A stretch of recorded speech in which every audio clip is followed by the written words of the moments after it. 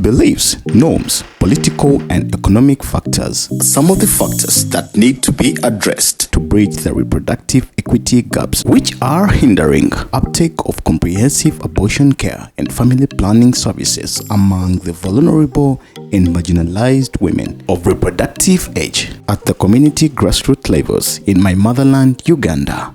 In this project of closing the reproductive equity gap on women's bodily autonomy, we embarked on building and strengthening the capacity of 29 community-based reproductive health providers from 29 health facilities of both public and private, mapped from the districts of Kamuli, Namutumba, Bugiri, Iganga, and Kampala districts. Through these interventions, we were aiming at ensuring that we have quality stigma-free friendly health service providers at the community grassroots levels who can offer friendly, stigma-free reproductive health services to the referred women of reproductive age in need of them.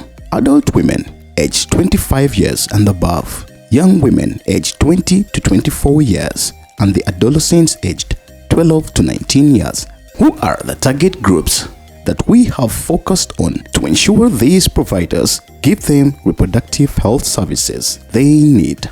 We are further continuously empowering the target groups about the availability of friendly, stigma-free, comprehensive reproductive health care services, both at the public and the private friendly access points within their respective communities, to help them make informed choices, because this is their life, these are their bodies, they have choices to make. By doing so, the capacities that were built among these providers were also piloted in the community integrated outreach sessions to assess the level of provision among the mobilized target groups.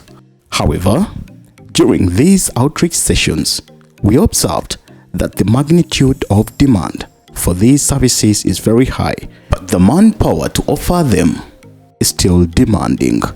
In addition, the utilization of technological interventions through the anti-khaki SRHR toll-free helpline is very much needed to ensure that the vulnerable and marginalized groups from the grassroots communities can access friendly, quality, stigma-free healthcare services and reliable reproductive health information. Stigma reduction approaches are also still required greatly to ensure that providers no longer judge women who come for these services. We have also observed that fellow providers within these facilities, both private and public, are still too stigmatized to look at these issues as rights that are inclined for these women to get. We believe that continuity of the same will not only help women uptake services, but also help providers to implement the oath of saving lives by offering friendly, stigma-free reproductive services to the needy. We believe that this is just a start. It's a journey that we need to further work together. Reproductive justice and women bodily autonomy matters.